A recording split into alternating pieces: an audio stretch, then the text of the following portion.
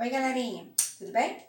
Então, lembrando que a gente ainda tá na apostila 1, tá? Não estamos na apostila 2 ainda não. Vamos finalizá-la hoje com 2 capítulos, uma que vai unir a outra, tá bom? Os módulos são 4 e 8, isso, 4 e 8, que trata de gráficos e infográficos. Então, vamos ver do que se trata? Vamos lá! Vamos começar, pessoal. Vamos falar, né, de gráficos. Aqui ficou um errozinho de digitação, ó, gráficos e infográficos, tá? Então, gráficos e infográficos é a nossa aulinha de hoje. Ainda consta, né, esse conteúdo na apostila 1, ok? Não está na apostila 2, a gente vai começar a apostila 2 depois. Vamos finalizar a apostila 1, vamos finalizar hoje, né, com o conteúdo, mas vamos a ele, né? Vamos entender essa ligação. Na verdade, o gráfico está em um capítulo, o infográfico está no outro, mas são coisas interligadas. Eu preciso entender gráficos para poder compreender o que é infográficos, tá bom? Então, vamos dar andamento aí à aula. Vamos entender o que é o gráfico. Quem tiver a apostila 1 em mãos, pega, porque tem algumas coisas que eu peguei da apostila, né? Então, fica mais fácil de vocês compreenderem. No caso do gráfico, tá no capítulo 4 e no infográfico, capítulo 8, tá? Como a gente vai iniciar com gráfico, então coloca no capítulo 4. Tá assim, gráfico é a tentativa de se expressar visualmente dados ou valores numéricos de maneiras diferentes, assim facilitando a compreensão dos mesmos. Existem vários tipos de gráficos e os mais utilizados são os de coluna, os de linhas e os circulares. Os principais elementos são números, título, fonte, nota e chamada, mas existem outros, tá? Eu vou pegar a caneta aqui para destacar para vocês. Isso aqui, ó, que já está, mas eu acho mais importante. Visualmente, dados e valores numéricos. Então, quando eu trato do gênero textual gráfico, tá? Eu estou dizendo que eu vou trabalhar com o visual. Então, o que me importa é isso, ó, é o visual, ok? Então, se eu não tenho isso, eu não tenho gráfico, tá bom? Então, vamos aos tipos de gráficos, tá? Na apostila de vocês, eu tirei de lá. O primeiro tipo, né, que a gente vê muito é esse aí de barras, né? É feito em barras mesmo, tá, pessoal? Aí tá escrito ali, ó. Úteis para comparar dados quantitativos são formados por barra da mesma largura e comprimento variável, que se ajustam aos valores que representam. Então, ele, na verdade, ele vai ter aqui, ó, é a mesma largura, a mesma espessura aqui. Não peguei, aqui. A mesma espessura aqui. Mas no comprimento, no tamanho, é variável. A largura, ele também pode ser maior, pode ser mais grosso, pode ser mais fino, né? Mas quando fizer, tem que fazer da mesma espessura. Já aqui no comprimento, ele vai diferir de acordo com a numeração que você tem, né? Aqui estão com dados, 1520, 1300, aí vai decaindo, 850, 900, 700. Daqui para cima vai decaindo, de baixo para cima vai subindo, né? Vai crescendo. Então, ou ele cresce e decresce. Então, é assim que você tem que fazer. Agora, se ele vai ser grosso, se ele vai ser fino, não importa. O que tem que ser isso aqui, ó, mostrar que são tamanhos variáveis, ok? Agora, percebam que aqui eu botei um número maior e um número menor. Não tem problema, né? Porque vai depender do que você está trabalhando, né? Que é só um visual mesmo, não está dizendo do que se trata esse gráfico, mas a única coisa que eu já sei é que aqui o verde, que está na terceira posição, tem menos do que no segundo ou no centro. De repente está dividindo estado, está dividindo lugares, aí pode fazer isso aí. Tá bom? Deu para entender? Ah, então eu posso mudar? Eu poderia colocar um menor aqui? Teria. Vai depender do que se trata o assunto desse gráfico. Vamos pro próximo. Esse é o de pizza, né? É o gráfico que eu chamo gráfico... Ai, mudei. É o que eu chamo de gráfico de pizza, né? Que é quando a gente aprende fração. Então, tá ali, ó. Serve para organizar quantitativamente os dados considerando-se um valor total. Ou seja, eu trabalho, como eu falei para vocês, eu aprendo através de fração, né? Então, o gráfico, ele é muito quando eu tenho um total, eu tenho que trabalhar com um todo. Para eu poder trabalhar em cima desse todo, eu trabalho em cima de fração, que não acontece lá na barra, né? Então, aqui eu estou trabalhando com o valor de 100%, tá? Eu estou trabalhando com 100%. Esses 100% são divididos através dessas cores, tá bom? Que aqui eu botei como percentual.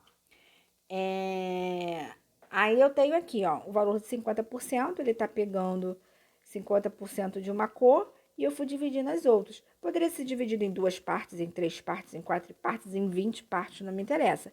Eu só sei que eu trabalho em pizza quando eu trabalho em 100%. Tá bom? É a mesma coisa. Vamos supor que eu vou trabalhar com uma ideia de pegar, sei lá, o 8º ano, né? Vou trabalhar com o 8º ano e dividir aí quem tem o maior rendimento, quem tem o menor rendimento, quem tá... dividir o sexo masculino e feminino através desses rendimentos, né? Então, eu tô trabalhando com um todo, ok? Deu para entender? Vamos para o próximo. O próximo gráfico, eu tô dizendo que eu tô trabalhando com colunas. É diferente das barras, tá, pessoal? Então, colunas. Segue o mesmo princípio dos gráficos de barras, porém os dados se organizam de forma vertical em colunas, tá bom? Lá eles são horizontal, aqui a gente trabalha com a vertical, trabalha com em pé, né? Esses gráficos, eles são em pé. Então, percebam também que ele tem ali os tamanhos muito próximos, né? E é variado, eu tenho um maior aqui, deixa eu pegar a caneta. Ó, tem um maior aqui, aí aqui eu já tenho um menor, aqui caiu pro maior, e aqui caiu pro menor. Então, assim, não tem uma alteração, vai dependendo do que eu tô trabalhando. E aqui eu tô identificando as cores do que é, né? Só que eu preciso saber do que se trata. Mas, por exemplo, o amarelo aqui não dá pra ver por aqui, mas de repente dá pra ver na apostila. Se trata do número 20.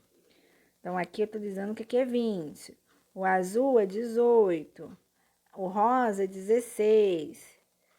O verde aqui é 14. Esse azul aqui é 12. E esse outro verde aqui é 10. Né? Então, percebam que os tamanhos estão de acordo com os valores representativos aqui do lado. Quanto maior, maior a barra. Quanto menor a barra, menor o valor. Ok? Deu para entender agora essa ideia das barras, das colunas?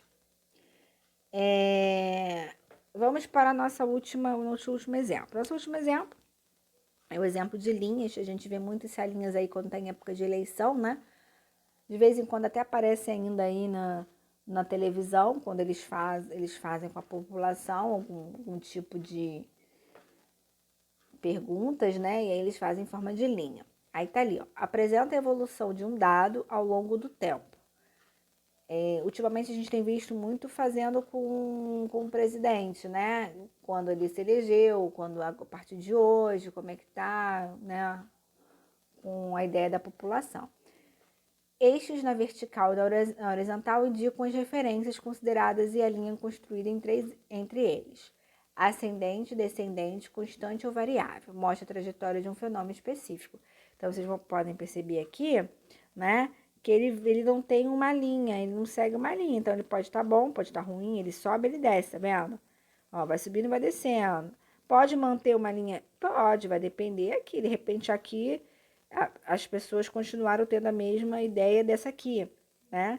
Então, isso aqui você vai trabalhar toda vez que você for trabalhar com ideia de tempo, tá? Aqui, ó, ao longo do tempo. Então, você vai fazer uma pesquisa, né? Que seja uma pesquisa retroativa, mas que trabalhe com o presente também.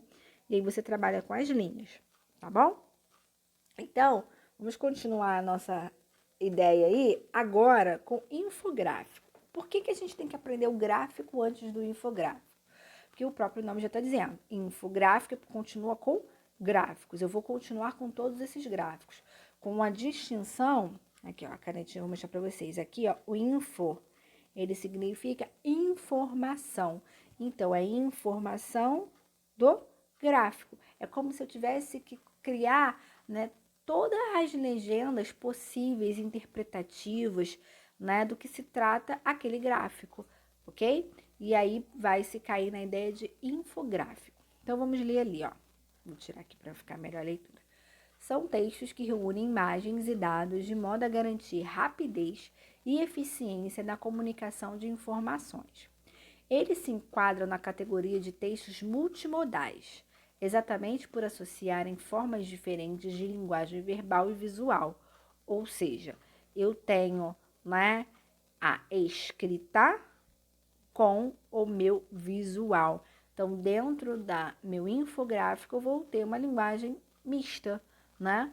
Porque eu tenho que ter a escrita e também tenho que ter o gráfico. Para eu poder compreender a escrita, eu preciso do gráfico. Para eu poder compreender o gráfico, eu preciso da escrita, tá bom? Continuando. Os infográficos circulam em jornais, revistas, sites e podem ser considerados textos jornalísticos, visto que neles predomina a função informativa.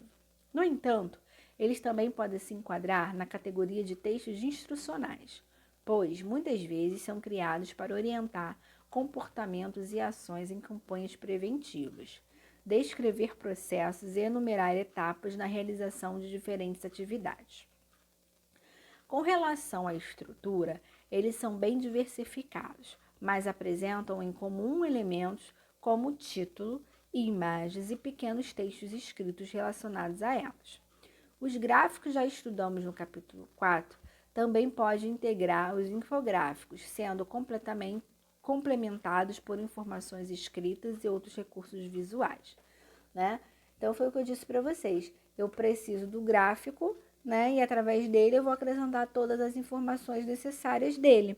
E aí se trata de infográfico, porque só o gráfico em si, ele vai ter o gráfico, né? E vai ter as legendas do lado. Aquela cor significa o quê? Foi acima do quê? Aquela linha foi trabalhado com o quê? Para a pessoa saber do que se trata aquilo ali.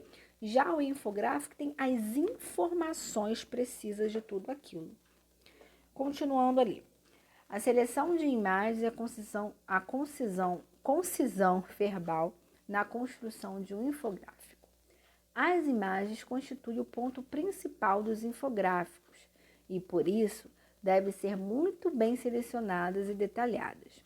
Além disso, devem atrair a atenção do leitor, convidando a explorar o texto. É importante, porém, evitar a poluição visual, ou seja, não vou botar excesso de informações, tá, pessoal? Não vou botar muita coisa, vou ser muito objetiva naquelas informações.